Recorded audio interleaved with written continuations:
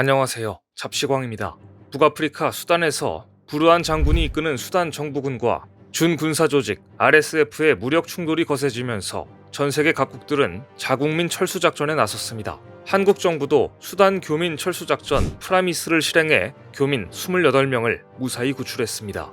한국의 민간인 탈출 작전은 매우 신속하게 이루어졌으며 다른 나라와 엄청난 차이를 보이면서 극찬을 받았는데요. 다수의 나라에서 외교관들은 급하게 철수시키고 민간인 수만 명이 현지에 남은 것으로 파악되면서 어떻게 외교관부터 철수시키냐는 비난을 받고 있는 것과는 대조적인 일이었습니다. 특히 미국 일간 워싱턴 포스트와 월스트리트 저널 등은 미국 정부가 수단 상황을 오판하면서 외교관들만 철수시키고 민간인에 대해서는 구체적인 철수 대책을 준비하지 못했다는 비판까지 가했습니다. 미국은 치누크 헬기 등 항공기 6대를 동원해 70명 정도의 자국 및 제3국 외교관 100여 명을 에티오피아로 대피시키고 하르툼 주재 대사관을 일시 폐쇄했습니다. 하지만 수단에는 여전히 미국인 약 1만 6천 명이 체류하는 것으로 추정됩니다. 존 베스 미 국무부 차관은 자국 외교관들의 철수작전이 성공한 뒤 민간 공항을 이용할 수 없는 점 등 불확실한 상황 때문에 며칠 안에 수단에서 우리 국민을 철수시킬 것으로 예상할 수 없다며 사실상 불가능하다는 입장을 밝혔습니다. 영국도 이날 수단 내 자국 외교관들을 먼저 대피시켰고 캐나다도 마찬가지였습니다. 캐나다 정부는 수단 내 다른 자국민을 위한 철수 작업은 당장 가능하지 않다고 밝혔습니다. 수단 내 캐나다인은 당국에 등록된 사람만 약 1,600명으로 알려졌습니다. 외신에 따르면 국제기구인 UN 직원들도 육로로 수단을 탈출하기 시작했는데 한국은 재빨리 수송기를 급파해 교민들에 대한 구출 작전을 시작했습니다. 수단 내전으로 300여 명이 넘는 민간인이 숨졌고 단전과 단수가 이어지면서 주민들의 목숨 건 피란이 이어지고 있습니다. 군부 교전이 집중된 수도 카르툼의 국제공항은 폐쇄됐고 대부분 병원에 포탄이 떨어지면서 거리 곳곳에 사상자들이 방치된 상황에서 일단 가장 중요한 것은 교민들이 우리 군 수송기에 탑승하기 위해 공항까지 이동하는 일이었습니다. 공항으로 가기 위해 먼저 주수단 한국 대사를 포함한 한국 외교관과 교민들은 수도 하르툼의 주수단 한국 대사관에 집결한 후 탈출을 시작했습니다. 교민들이 대사관에 전부 모일 수 있었던 이유는 한국 대사와 외교관들의 위험을 무릅쓴 노력이 있었기 때문입니다.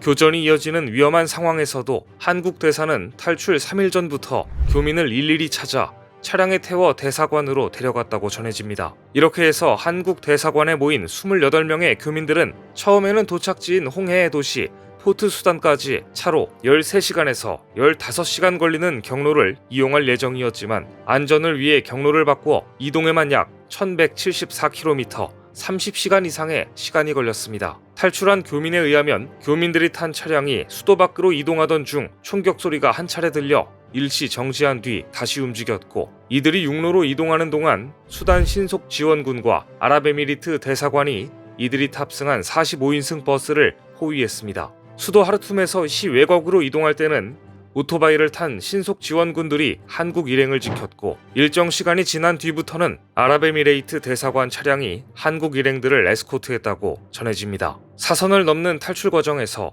한국인들은 미리 준비한 김밥 40줄과 경단 떡을 먹으며 버텼다고 하는데요. 이 밖에도 교민들은 비상식량으로 갖고 있던 과자와 라면, 오징어포, 인삼차 등을 서로 나눠 먹으면서 서로를 격려했다고 합니다. 한국 교민들은 이날 유엔군 등의 보호를 받으며 유럽 등 다른 나라 교민들과 함께 육로를 통해 포트 수단으로 이동했는데 육로 이동 시 피랍 위험이 있기 때문이었습니다. 현지에선 아랍에미레이트와 사우디아라비아가 수단 정부군, 반군, 양측의 제3국 교민 철수의 안전을 보장해달라는 협상을 중재했다고 전해지는데요.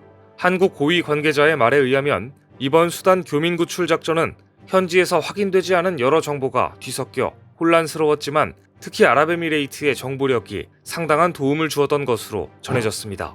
아랍에미레이트는 수단 정부군과 신속지원군 모두와 연결돼 있었고 한국 측의 이번 탈출 과정을 같이 하자는 제안도 먼저 해온 것으로 밝혀졌습니다. 사우디 역시 포트 수단에서 선박편으로 자국민과 외국인 등 157명을 사우디 제다항으로 철수시켰고 이에 한국도 같은 철수 경로를 선택했습니다.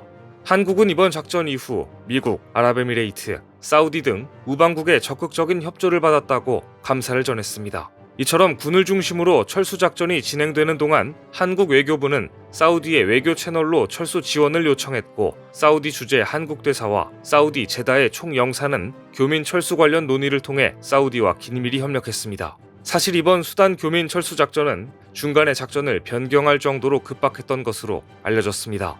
우리 정부는 처음에는 교민을 수단에서 지부티 주둔 미군 기지로 이송해 공군 C-130J로 귀국시킬 계획을 검토했습니다. 하지만 지부티 미군 기지 공항이 협소하고 각국의 교민 철수 작전 수송기가 몰려 급히 사우디 제다 공항을 이용하기로 계획을 바꿨을 정도로 위험한 상황이었다고 합니다.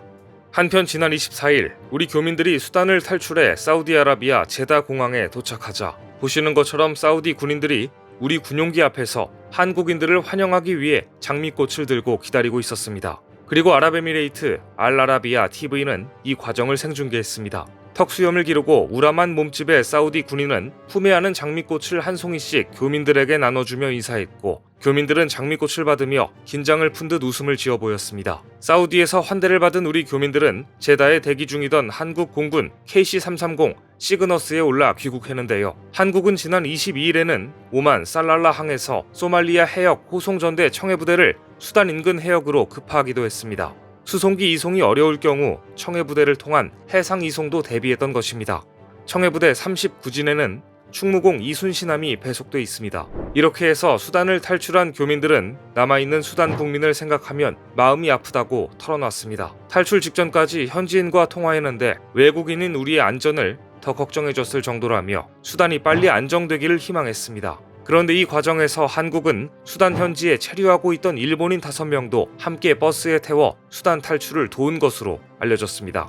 특히 수단의 수도에서 포트 수단으로 이동을 하기 위한 출발 시간이 지났는데도 일본인들이 도착하지 못하자 한국 대사관 관계자들은 방탄차로 직접 일본인들을 데리고 와서 우리 버스에 태워 같이 수단을 빠져나왔다고 합니다. 일본 정부는 무엇을 했길래 이들은 한국이 마련한 비행기를 타고 수단을 탈출한 것일까요? 지난 24일 일본 정부 대변인인 마스노 히로카즈 관방장관은 교민 탈출을 위해 지부티로 이동해 대기 중인 C-130 수송기, C-2 수송기를 비롯한 자위대 부대를 수단에 파견해 수송 활동을 시작하겠다고 발표했습니다. 하지만 프랑스 정부가 공군을 파견해 388명을 지부티로 대피시켰을 때도 이 가운데 일본인들이 있었고, 이번 한국의 교민 탈출 작전 중에도 한국인들이 일본인 5명을 함께 데리고 나와준 것을 보면 일본 자위대가 주도하는 일본의 교민 구출 작전은 지난 아프간 철수 작전에 이어 여전히 신속하지 못했던 것으로 보입니다. 2021년 무장단체 탈레반이 점령한 아프가니스탄에서 대규모 탈출 사태가 벌어졌을 때 일본은 자위대 수송기 3대와 정부 전용기 1대를 파견해 자국민 500명 정도를 대피시키기로 했지만 구조는 일본인 1명에 그쳐 작전은 사실상 실패로 끝났습니다. 당시 유일하게 구출돼 일본으로 돌아온 야스이 히로미 씨는 군대를 철수시킨 미국 정부는 지금도 현지에 남겨진 사람들에게 반드시 당신들을 탈출시키겠다는 메시지를 보내고 있는 반면 일본 정부는 특별한 메시지를 보내지 않고 있다. 현지인들이 오히려 나에게 상황이 어떻게 되는지 묻고 있다고 일본 정부의 대응을 비판했습니다. 당시 일본 정부는 10여 대의 버스를 준비해 탈출시키려 했으나 결국 작전이 이루어지지 못했습니다. 야스이 씨는 이 과정에 대해서도 대피하는 현지인 입장에서는 일본 외무성이 정확한 정보를 알려주지 않았고 좀 더 일찍 구조 작전이 이루어졌다면 좋았을 것이라고 비판한 바 있습니다. 당시 스가 요시히데 일본 총리는 코로나19 대응을 하느라 모테기 도시미스 외상은 중동 순회를 하느라 정부의 대응이 아쉬웠다는 지적도 나왔는데요. 이유야 어찌되었든 자국민의 목숨이 걸린 작전은 결과가 중요합니다. 일본은 아프간에서도 실패하더니 이번에도 자국민 탈출에 많은 허점을 보이고 있습니다. 다음 편에서는 수단 교민 탈출 작전에 투입된 한국 수송기가 해외에서 엄청난 화제가 되고 있다는 소식 이어서 전해드리겠습니다. 오늘 준비한 소식은 여기까지입니다. 댓글을 통한 여러분들의 많은 의견 기다리겠습니다. 시청해주셔서 감사합니다.